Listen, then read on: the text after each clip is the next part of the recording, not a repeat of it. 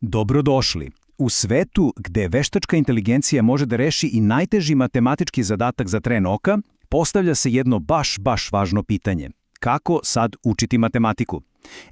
Pogledat ćemo jedan prilično inovativan plan iz Srbije koji nudi jedan, prilično iznenađujući odgovor.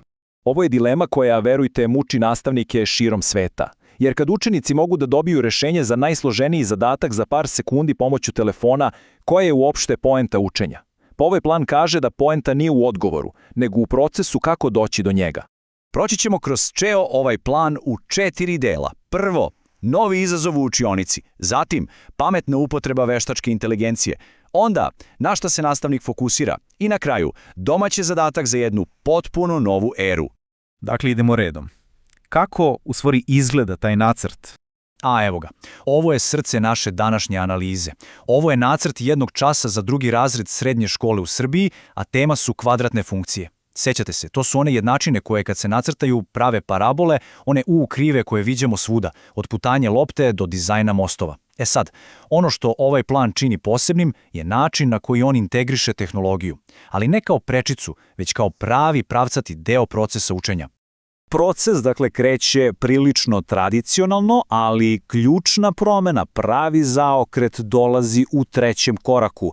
Tada na scenu stupa veštačka inteligencija. Hajde da vidimo kako to tačno funkcioniše. Prva 2 koraka su nam manje više svima poznata. Nastavnik uvodi temu, objasni šta i kako, a učenici onda samostalno rade zadatke. I ovo je zapravo ključno. Prvo se mora postaviti čvrst temelj znanja pre nego što tehnologija uopšte uđe u priču. Učenici moraju prvo sami da se uhvate u koštac sa problemom i onda sledi intervencija. U 3. koraku dešava se taj preokret o kojem pričamo. Učenici dobijaju zeleno svetlo da koriste alate poput ChatGPT-a. Ali, pazite sad, ključna reč je provere. Znači, ne koriste veštačku inteligenciju da bi dobili gotovo rešenje, već da bi verifikovali ono do čega su sami došli, svojim radom. Pedagoški cilj je ovde kristalno jasan. Ne radi se o tome da se izbegne razmišljanje. Naprotiv, cilj je da učenici nauče da koriste jedan moćan alat za samokorekciju, da sami analiziraju gde su pogrešili, umjesto da samo onako pasivno prepišu odgovor. I to nas vodi do verovatno najvažnijeg dela celog časa. Pravi obrt se dešava, u 4. koraku.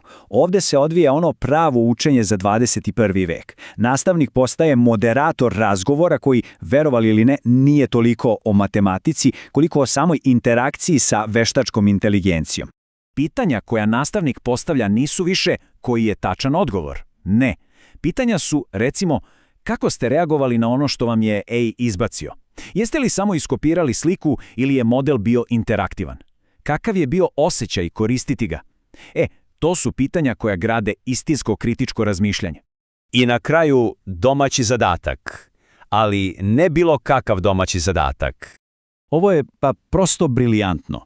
Umjesto da rešavaju zadatke, učenici dobijaju zadatak da budu kritičari. Njihov cilj je da koriste jednu od najpopularnijih aplikacija za rešavanje matematike Fotomat i da u njoj namerno pronađu grešku. Time se uloga učenika potpuno menja, od pasivnog korisnika do aktivnog procenitelja. Postaju detektivi, tako reći. Suština je da se učenici nauče da je veštačka inteligencija moćan, ali ne i nepogrešiv alat.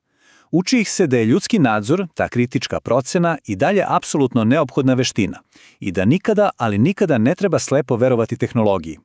I to je u suštini to. Ovaj plan ne beži od tehnologije. On je prihvata, ali pod našim uslovima, pod uslovom da mi ostanemo glavni. Jasno je da će veštačka inteligencija biti deo budućnosti i zato je ključno da opremimo mlade veštinama da budu pametni korisnici, a ne pasivni sledbenici. I sve ovo nas dovodi do jednog, prilično dubokog pitanja. Možda se vrednost obrazovanja u budućnosti neće meriti sposobnošću da se pronađe tačan odgovor, već sposobnošću da se postavi pravo pitanje o odgovoru koji nam je tehnologija već dala.